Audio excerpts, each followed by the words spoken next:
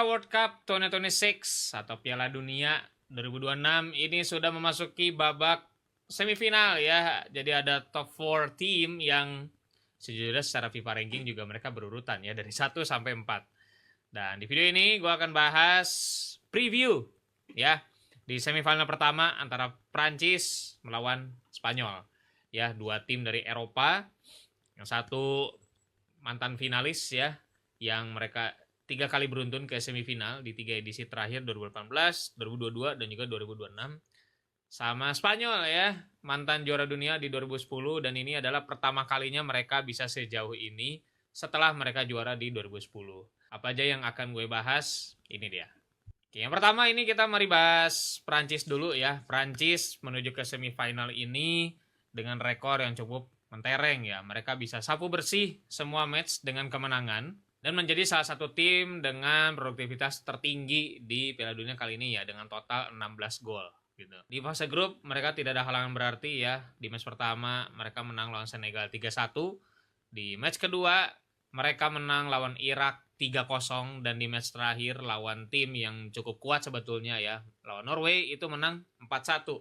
Ya otomatis mereka lolos jadi juara grup. Dan di 32 besar mereka ini ketemu Swedia ya, Swedia yang ngandelin Isak dan juga Gyökeres. Walaupun memang di fase grup mereka tidak terlalu meyakinkan, akhirnya dibantai sama Prancis 3-0 ya. Lolos dari 32 besar, mereka masuk ke 16 besar ketemu Paraguay. Nah, ini mungkin adalah pertandingan paling sulit yang mereka hadapi selama Piala Dunia kali ini ya. Karena lawan Paraguay mereka hanya menang 1-0, itu pun dengan lewat penalti. Tetapi mereka menghadapi Paraguay yang menurut gue secara permainan sangat kasar ya, sangat keras gitu. Dan ya itu mungkin cara mereka untuk meredam Prancis ya. Di luar mereka main bertahan, keras dan kasar ya. Kasarnya ini adalah benar-benar di luar nalar lah. Ada yang main sikut, ada yang pelanggarannya benar-benar dihantam gitu. Tapi tidak diganjar kartu sama sekali gitu. Bahkan gue agak kaget tidak ada kartu merah yang keluar untuk para pemain Paraguay. Tapi Prancis ya, kita tahu dengan mentality, dengan kualitas pemain yang gila-gilaan dan mental pemainnya juga ya. Menurut gue ini tim yang cukup pinter ya ketika lawan Paraguay. Akhirnya mereka menang 1-0 dan mereka lolos ke 8 besar ketemu Maroko yang sejujurnya cukup mengejutkan di World Cup kali ini ya. Ya sebelumnya sih mereka sampai semifinal ya. Makanya di tahun ini pun mereka tetap bisa perform sebagus itu ya, satu grup dengan Brazil. Mereka akhirnya bisa lolos bahkan ngalahin Belanda lewat adu penalti. Tapi sepertinya Maroko memang anti klimaks ya. Mereka mungkin sudah habis tenaganya di match ini karena Prancis kemarin menang cukup mudah lah dengan 2-0 dan gue bilang juga tidak ada perlawanan yang gimana-gimana banget dari Maroko gitu supaya Prancis pada akhirnya bisa lolos ke babak semifinal ya. Oke, membahas sedikit statistik ya. Ini Prancis ini salah satu yang paling produktif, yaitu 16 gol mereka cetak selama Piala Dunia ini ya, dengan total 18,3 tendangan per pertandingan ya. Secara disiplin mereka oke, cuma ada 4 kartu kuning ya, tidak ada kartu merah sama sekali. Kemudian kalau kita bedah lagi secara statistik, mereka cetak gol dari open play sebanyak 11 gol. Artinya ini tim benar-benar bisa nyetak gol dalam kondisi permainan terbuka.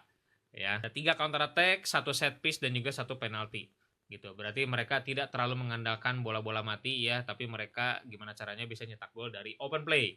Ya, sementara untuk zona serangan, kita tahu mereka punya winger yang kuat-kuat banget ya. Maka dari itu serangan mereka lebih banyak bertumbuh dari winger kiri dengan total 38% dan di winger kanan mereka 36% ya. Sisanya adalah serangan lewat tengah. Nah, kemudian untuk kemungkinan line up yang akan turun nanti ya ketika ketemu Spanyol, gue rasa tidak akan banyak perubahan juga ya dari tim Prancis gitu. Mereka jelas akan pakai formasi 4-2-3-1 ya, dengan kiper ada Maignan. Di belakang ada Saliba dan juga Upamecano. Ini duet yang cukup mereka andalkan ya selama Piala Dunia ini. Di kiri ada Lucas Digne. Ini gue agak kaget ya, karena bukan Theo Hernandez yang jadi andalan mereka, justru Lucas Digne yang dari Aston Villa ya. Sementara di kanan ini mereka ngandelin Jules Koundé ya. Nah, untuk double pivot ini ada Manu Kone yang buat gue ini cukup underrated di Piala Dunia tahun ini ya. Plus ada Adrien Rabiot.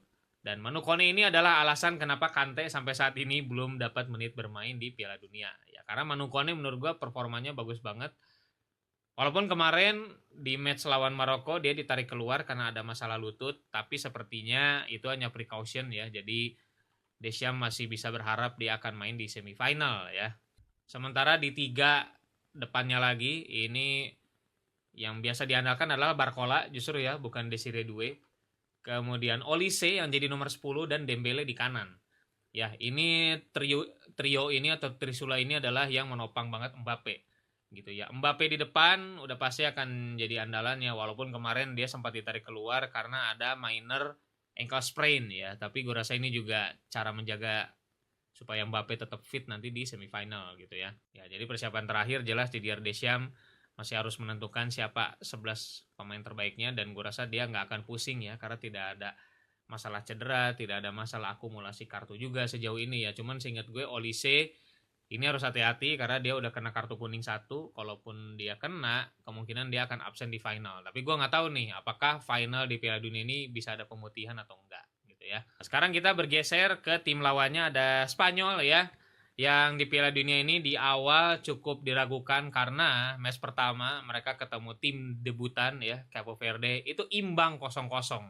Dari situ prediksi fans-fans apa segala macam mulai meragukan Spanyol ini meyakinkan atau enggak gitu di tahun ini gitu ya. Apalagi yang cukup jadi perhatian adalah tidak ada pemain Madrid yang dibawa di skuad Spanyol ini ya. Walaupun ya pada akhirnya Cucurella jadi statusnya pemain Madrid sekarang ya.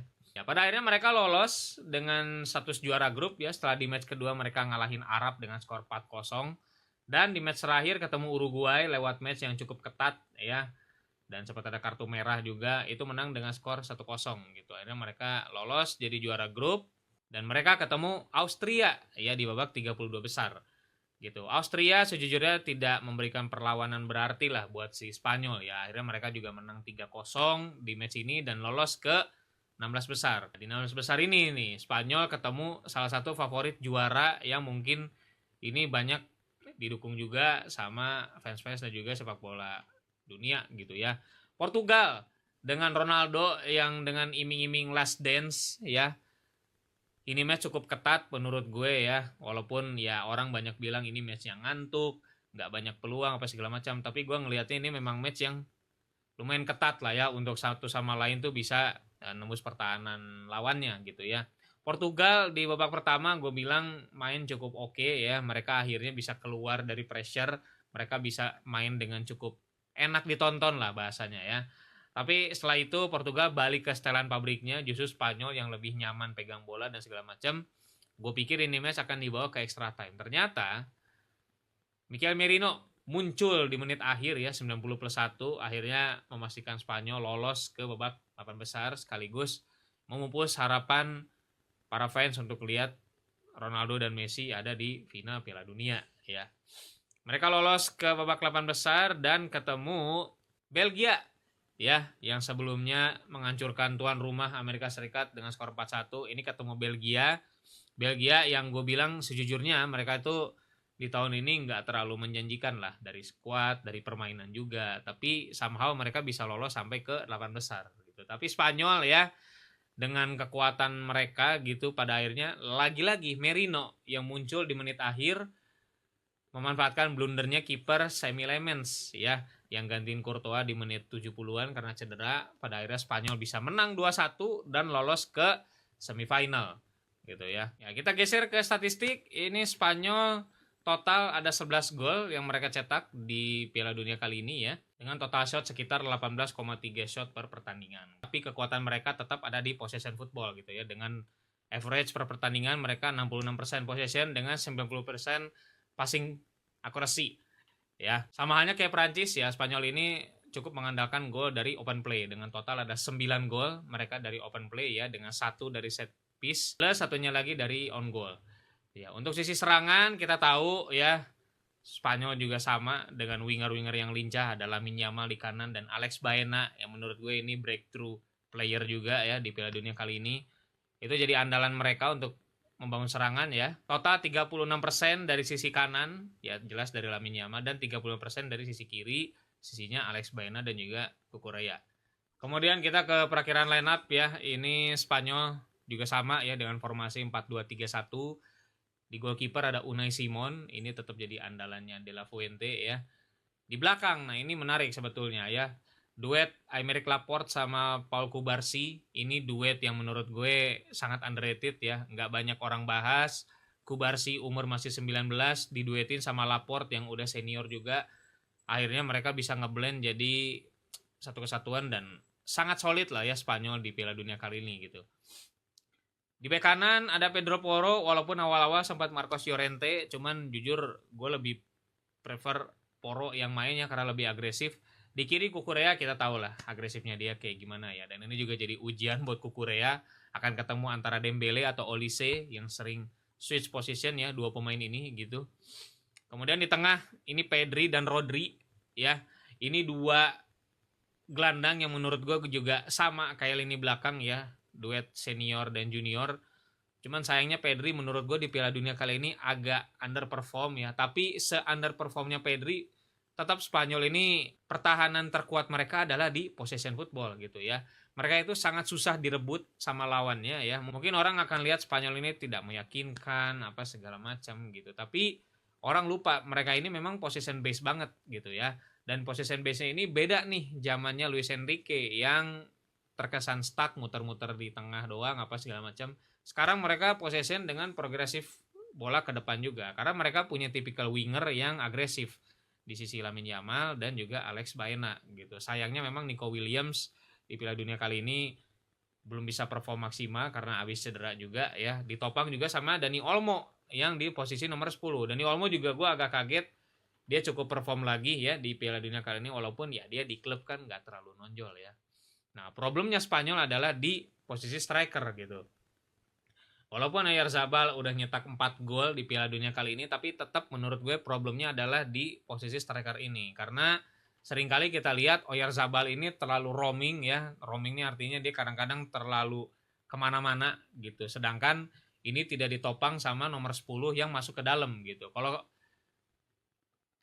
lu ingat Chelsea ya, zamannya Jackson atau sekarang gitu, sering banget striker itu ninggalin pos, di situ ada Enzo Fernandez yang masuk untuk bikin finishing. Nah, minusnya di Spanyol adalah Oyarzabalnya kemana-mana, nggak ada yang nge-supply untuk masuk ke dalam gitu. Jadi ketika winger-winger ini ya, Alex Baena ke atau Lamine Yamal masuk ke dalam untuk cutback, kosong, nggak ada pemain sama sekali. Dan itu beberapa kali ditunjukin di match-match sebelumnya gitu ya. Nah, yang jadi catatan juga adalah Lamine Yamal ini di Piala Dunia kali ini juga belum terlalu perform ya karena balik lagi ada masalah cedera ya. Cuman ini pemain masih muda, setidak performa Yamal tetap ini pemain yang berbahaya ya. Luka Dean ini akan jadi ujian juga buat dia ya. Dan Spanyol ini punya senjata rahasia dalam diri Mikel Merino ya. Apakah Mikel Merino harus main dari awal? Sorry banget gue harus bilang dia jangan main dari awal karena gue rasa pemain-pemain kayak gini ketika main dari awal itu performanya justru malah tidak sebagus ketika dia datang dari cadangan gitu. Karena kalau dia datang dari cadangan mungkin dia udah nge-scanning kondisi pertandingan apa segala macam, dia udah tahu lawannya lemahnya di mana apa segala macam. Ketika dia masuk dia tahu dia harus ngapain. Ketika dia main dari awal gue rasa dia akan kebingungan, bahkan terkesan posisinya juga mau di posisi siapa, mau di Oyarzabal atau di posisi Dani Olmo gitu. Gue bilang Merino tetap harus jadi senjata yang dikeluarin ketika mereka udah stuck atau jadi menit-menit akhir. Ya, pada akhirnya ya ini prediksi untuk match besok ya, Prancis di tahun ini sangat kuat ya. Semua orang bahas Prancis tim kuat apa segala macam, calon juara. Kemudian Mbappe dengan performa yang gila-gilaan ya, di 3 edisi dia udah pecahin rekor gol terbanyak di Piala Dunia. Belum lagi ditopang sama winger kayak Dembele, Desire Doué, Olise, Barcola, lu sebutlah banyak banget itu ya. Di lini tengah dan belakang juga cukup kuat ya. Sementara Spanyol mereka datang dengan keunggulan head to head lawan Prancis ya. Mereka menang 7 match dari 10 match terakhir lawan Prancis, dan pertandingan kompetitif yang kita ingat adalah di semifinal Euro 2024. Mereka menang 2-1 lawan Prancis ya. Waktu itu Yamal cetak gol cantik banget, walaupun setelahnya memang ada semifinal Nations League apa segala macam, tapi gue anggap itu match yang belum bisa jadi patokan lah. Tapi di Euro, di kompetisi besar terakhir, Spanyol menang 2-1. Kita tahu Spanyol sangat sulit untuk dikalahkan dari sisi ball possession gitu ya. Bahkan beberapa tim coba untuk main counter juga gagal gitu. Apakah ini jadi ujian juga buat Prancis yang mereka juga kalau ngandelin counter cepet-cepet banget pemainnya ya. Tapi ya dari statistik yang udah gue bahas dan apa yang udah kita lihat selama Piala Dunia, ini jelas akan jadi semifinal yang ketat ya. Gue nggak tahu akan banjir gol atau enggak. Gue rasa ini akan jadi match yang seret gol ya, kayak matchnya Spanyol lawan Portugal. Tapi kalau ada gol cepat yang terjadi, gue rasa ini bisa jadi kejar-kejaran skor yang seru gitu. Kalau gue jelas dukung Spanyol ya untuk lolos ke babak final gitu dengan apa yang udah ditunjukin. Mungkin tidak terlalu meyakinkan, tapi tim yang tidak meyakinkan ini kadang-kadang mereka cukup menang tipis, yang penting sampai ke final gitu. Tapi Prancis dengan segala kekuatannya ya tetap paling diunggulkan gitu. Gue berharap Spanyol bisa menang ya, mungkin dengan skor tipis ataupun dengan adu penalti. Yang jelas gue dukung Spanyol untuk sampai ke babak final. Let's go La Furia Roja, vamos.